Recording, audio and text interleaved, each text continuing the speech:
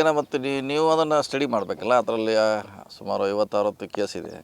ಎಲ್ಲ ಮುಸ್ಲಿಮರಿದ್ದಾರೆ, ಕನ್ನಡ ಪರ ಇದ್ದಾರೆ, ರೈತರಿದ್ದಾರೆ, ಬೇರೆ ಬೇರೆ ಘಟನೆಗಳಾಗಿದ್ದಾವೆ, ರಾಜಕೀಯ ಪಕ್ಷದ ಮುಖಂಡರಿದ್ದಾರೆ, ಅವರು ಇರ್ಬೋದು ಅದರಲ್ಲಿ.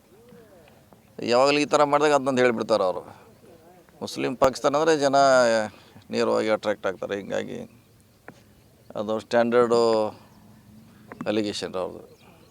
ನೀಟಲ್ಲಿ ಅಕ್ರಮ ನಡೆದಿದ್ದು ವಿದ್ಯಾರ್ಥಿಗಳು ಸಾಕಷ್ಟು ಮಾಡಬೇಕಲ್ಲ, ಅವ್ರ ಕೈಯಲ್ಲಿದ್ದಾರೆ. ಅದು ಕೇಂದ್ರ ಸರ್ಕಾರ ಮಾಡಬೇಕು. ಅಷ್ಟು ಆಸಕ್ತಿ ತೋರಿಸ್ತಾ ಇಲ್ಲ ಅವರು. ತೋರಿಸ್ಬೇಕು. ಅವ್ರ ಸ್ವಂತವ್ರ ಕೇಂದ್ರ ಶಿಕ್ಷಣ ಸಚಿವರು ಅದ್ರ ಬಗ್ಗೆ ಆಸಕ್ತಿ ತೋರಿಸ್ತಾ ಇಲ್ಲ.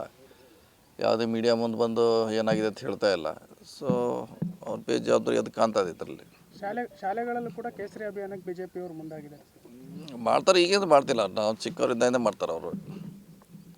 ಅವಾಗಿಂದಲೇ ಅದನ್ನೆಲ್ಲ ಅವರಿಗೆ ಪಾಠ ಹೇಳುವಂಥ ಪ್ರಯತ್ನ ಮಾಡ್ತಾರೆ. ಅದೇನು ಹೊಸದಲ್ಲ. ಮಕ್ಕಳಲ್ಲೂ ಕೂಡ ಆ ರೀತಿ ಕೇಸರಿ ಈ ಥರದ್ದೆಲ್ಲ ಬಿತ್ತನೆ ಮಾಡೋದು ಎಷ್ಟು ನೋಡೋಣ, ಅವ್ರವ್ರ ಇಷ್ಟ ಅದು. ಯಾರು ಅದನ್ನು ಒಪ್ಕೋತಾರೆ, ಯಾರು ರೈಟ್ ವಿಂಗ್ ಒಪ್ತಾರೆ, ಕೆಲವರು ಲೆಫ್ಟ್ ವಿಂಗ್ ಒಪ್ತಾರೆ. ಅದು ಅವ್ರಿಗೆ ಬಿಟ್ಟಂಥ ವಿಚಾರ.